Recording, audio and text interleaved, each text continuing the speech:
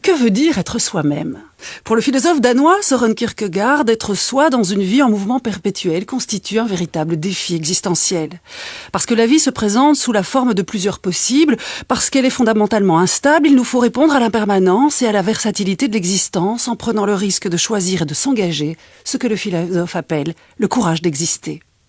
Si exister exige un vrai courage, c'est parce qu'il nous faut chaque jour nous dérouiller la tête et les jambes pour inventer une manière de vivre qui soit véritablement la nôtre, dans laquelle nous nous reconnaissons et qui ne se réduise pas au ronronnement des habitudes qui portent les vilains noms de misonéisme et de néophobie, deux mots pour traduire une attitude hostile au changement. La vie quotidienne, on le sait, célèbre la répétition. Mais un autre moteur, cependant, nous anime. Une autre voix nous appelle, qui sait que pour accomplir une vie, pour s'accomplir dans une vie, vivre, exister, doit nous emmener nécessairement ailleurs, hors des voies balisées, vers une aventure plus vaste, plus joyeuse et plus inspirée que la règle qu'impose la redondance, le pléonasme et l'itération.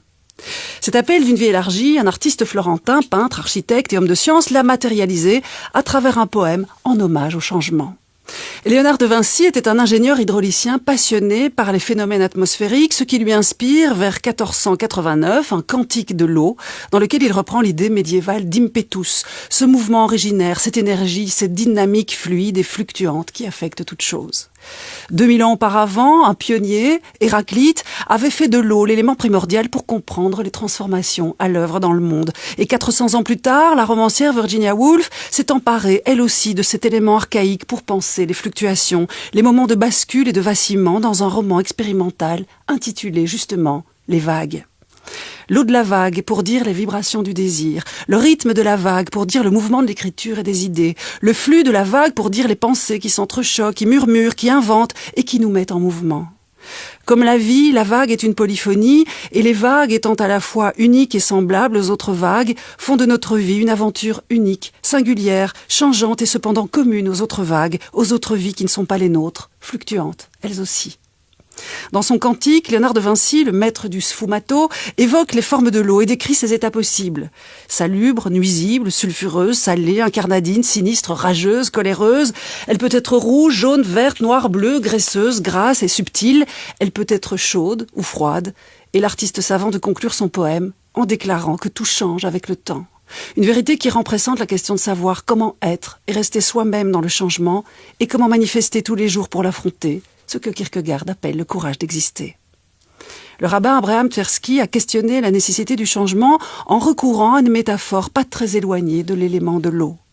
Le homard est un animal hors norme qui peut vivre plus d'une centaine d'années, qui connaît plusieurs mues au cours de sa vie.